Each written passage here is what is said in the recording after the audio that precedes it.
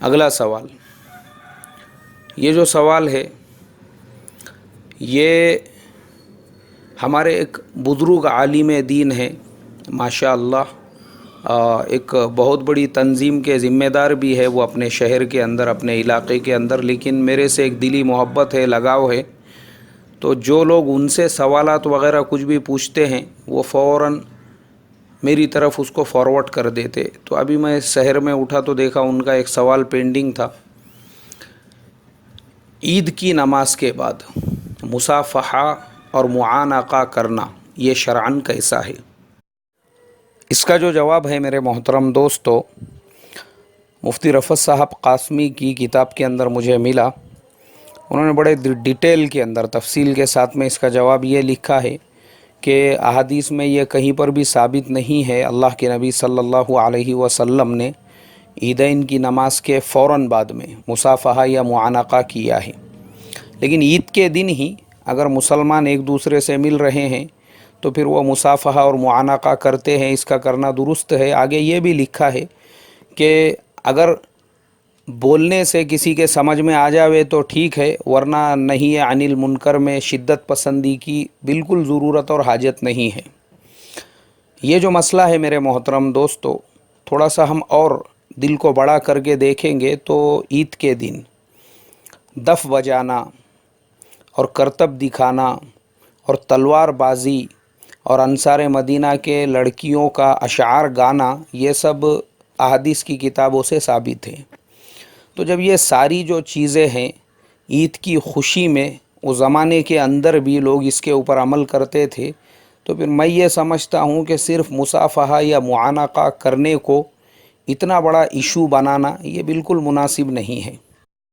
اس لیے کہ میرے محترم دوستو، آج حالات دیکھو، جن حالات میں ہم سانس لے رہے ہیں، یہاں پہ امت کے ایمان کے مسائل، یہاں پہ اسلام کے مسائل، امت میں ارتداد کی ہوا چل رہی ہے، یہ ایسے بڑے بڑے امور ہمارے سامنے ہیں۔ نکاحوں میں بدعت و خرافات، شادیوں میں بدعت و خرافات، لین دین، اب یہ سب اتنے بڑے بڑے امور ہیں، ان کو چھوڑ کر اگر ہم صرف مصافحہ اور معانقہ پر اتنی شدت پسندی کریں گے، اس پہ باضابطہ بیان، اس پہ باضابطہ جو ہے فتوے بازی، تو میں سمجھتا ہوں امت میں انتشار پیدا ہوگا۔ بہتر یہی ہے اگر لوگ مل رہے ہیں ایک دوسرے سے، مصافحہ اور معانقہ کر بھی رہے ہیں، تو عید کے دن تو ویسے بھی درست ہے۔ اللہ مجھے آپ کو عمل کی توفیق عطا فرمائے۔ اسی طریقے سے دوسرا جو مسئلہ ہے وہ ایک دوسرے کو عید مبارک کے میسیج کرنے کا اور پوسٹ کرنے کا، کیونکہ آج کا زمانہ سوشل میڈیا کا ہے، تو یہ بھی ایک بحث کا موضوع بنا ہوا ہے۔ اس کے بارے میں بھی انہوں نے آگے یہی لکھا ہے کہ بھئی یہ چیزیں جو ہے کتابوں سے کہیں ثابت نہیں ہے کہ ہمارے اسلاف نے اس کے اوپر کوئی عمل کیا ہو۔ لیکن میرے محترم دوستو، میں جب دیکھتا ہوں آج کے زمانے میں جب دوسری چیزیں امت میں ایک دم رائج ہو چکی ہے، ایک دوسرے کو برتھ ڈے وش کرنا، میرج اینیورسری وش کرنا، دوسری بہت ساری فالتو چیزیں ہیں، یہاں تک کہ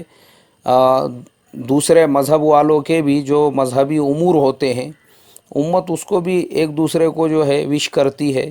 تو پھر عید کا جو مبارک دن ہے، بابرکت دن ہے، میں یہ سمجھتا ہوں اگر کوئی ایک دوسرے کو دعائیہ کلمات بھیجے، اس میں حرج نہیں ہونا چاہیے۔ وجہ یہ ہوتی ہے کہ اگر ہم اتنی بھی شدت پسندی اختیار کریں گے